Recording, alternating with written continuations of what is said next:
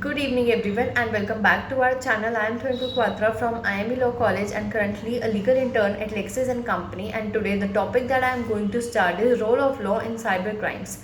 So we all know that cybercrime is increasing day by day. One of the reason could be that this lockdown period, because this corona period all have gone online. There are being online transactions, online studies, online shopping, etc. And due to which cybercrime is increasing nowadays. But initially it was thought that internet is the main reason, that because internet is a system of anarchy that is without any rules and regulation, and laws are being contradicted to it, right? It was not the only reason. Internet is not the only reason. Yes, internet is a space for cybercrime. People are using this space. An individual or a group uses this space to threat international and national market, and also the citizens of countries. But we cannot say that only internet is a reason for cybercrime. So when a crime becomes a terrorism, it becomes a terrorism when an individual or a group cracks into a government or military's website, right? So there was a need of an hour for the emergency technologies. So these were like prevention of computer system. The property matter should be get online.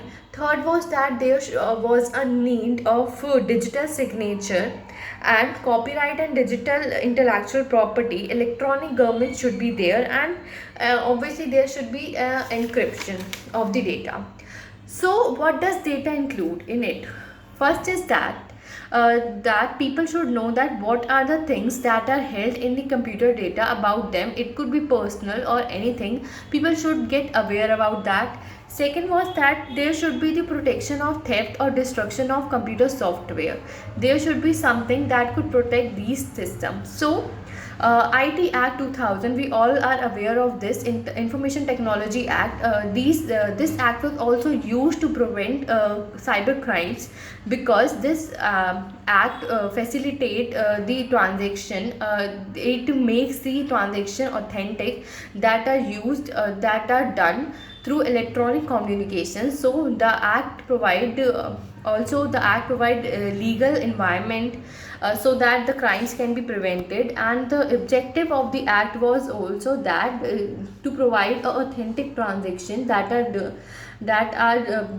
people are doing through electronic form. And second was that to facilitate electronic filing of document. And there was also the objective, that is electronic storage of data. So now what are the things on which this act doesn't apply? First, it was negotiable document. For example, power of attorney. On power of attorney, the act doesn't apply. Second was that the will of a person. Third was that document under immovable property, or any other document that is notified by central government in the official gazette. These were the four documents where this act doesn't apply. So now let's talk about, if we are talking about IT Act 2000, so now let's talk about NITP, that is National Information Technology Policy. So the main objective of this policy was that not only computer and military departments need prevention, but there should be the one system through which government can link to the individuals and can take their opinions, right? So this policy was stated because of this main purpose. Now it was of the opinion, the policy have the opinion that the outdated Indian laws should be vanished and there should be new laws, because law is the only way out we can prevent cyber crimes. Now law has to take into consideration about EDI, that is electronic data information, e-commerce, electronic fund transfer, and copyright. So these were the things. Now let's just discuss the main thing, that is role of law.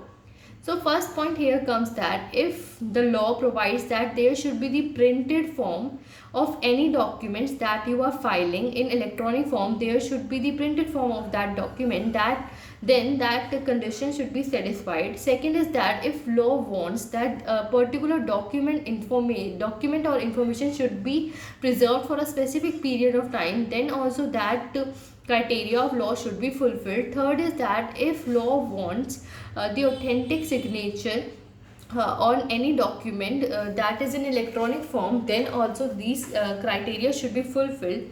And if you are filing any application or you are giving any payment to the government, or is there is any government receipt, then this is done through, if this is done through electronic form, then there should be the proof of that. Right now, last is that if law provides that document, this is done. Right now, last is if law requires publication of rules, regulation or bylaws and any other matter that is in official gazette, then also it should be fulfilled. If these criteria of law will be fulfilled, there are less chances of cyber crime. I cannot say that there will be no crime, because these people who are doing cyber crime, that are really very intelligent. But if we will do prevention, as it is a proverb, prevention is better than cure, right? So we should prevent ourselves, we should do these preventions, so that we can take the help of law in future something happens with us. So this was my video on role of law. Now in my next video I will tell you about cyber terrorism, what is cyber terrorism, why people do this, and so on.